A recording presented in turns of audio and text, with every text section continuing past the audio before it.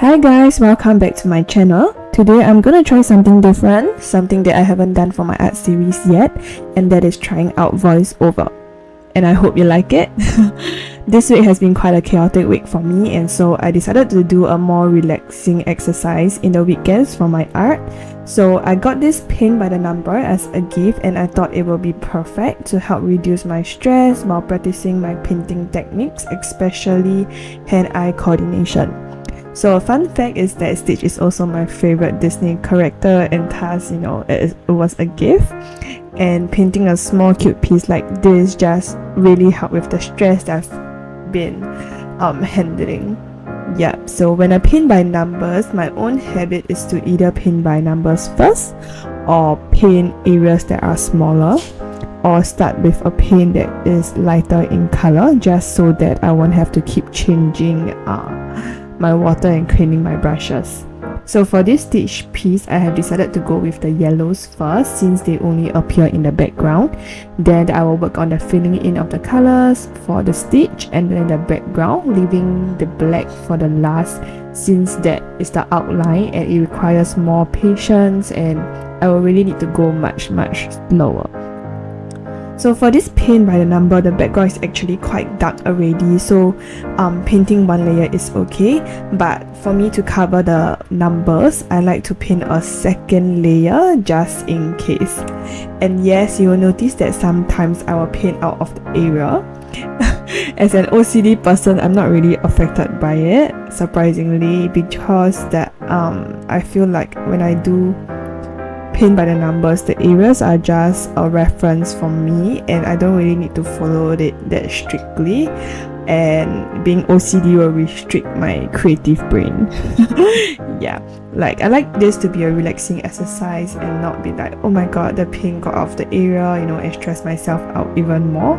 And so sometimes when I go over it, it's okay, I can just paint over it again with the correct color once it's dry. And so a trick that you'll see me doing a lot here is using a hairdryer to blow dry the acrylic paint.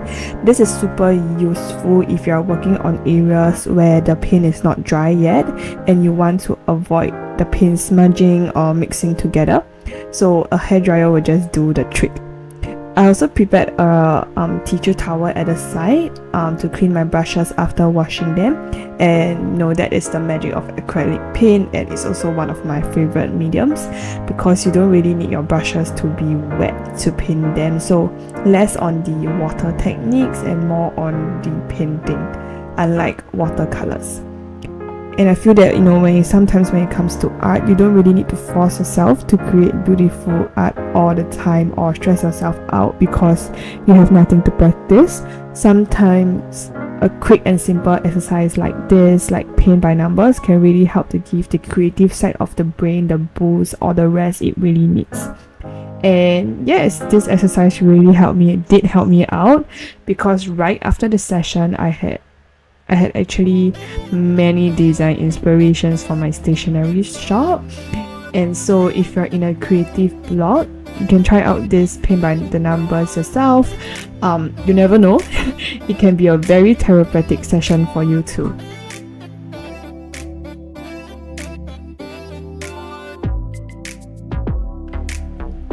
Although I have sped up quite a bit here, but I bet you can still see that when it comes to the black, I became more careful and I'm going much slower. You'll see me turning the canvas itself just so that I can go in with a better angle and do the strokes more precisely. This is definitely a hand-eye coordination exercise, so if you're looking for a relaxing art exercise and you want to practice your hand-eye coordination, try out paint by the numbers. I also really like that when I start working on the black, I can see that the black is bringing out the colors of the Stitch and making the painting much more vibrant. Unfortunately, my camera ran out of battery halfway, but I'm sure you get the gist. You really need to go slow here, especially since black is a very dark color, and once it smudges or goes slightly off, it will really take a lot of time to fix it. Before I finished the piece, I did some finishing touches, just painting in areas that weren't painted or areas where I have missed out, and then drying it with my hair dryer. There is a Chinese saying, 休息是为了走更长远的路, and that means that you rest so that you can walk a longer path. And I feel that it is a really great reminder for us to take time to rest our brains and muscles and to really relax, especially if we are on a creative block. Thanks for tuning in to my art diaries, and see you in the next one.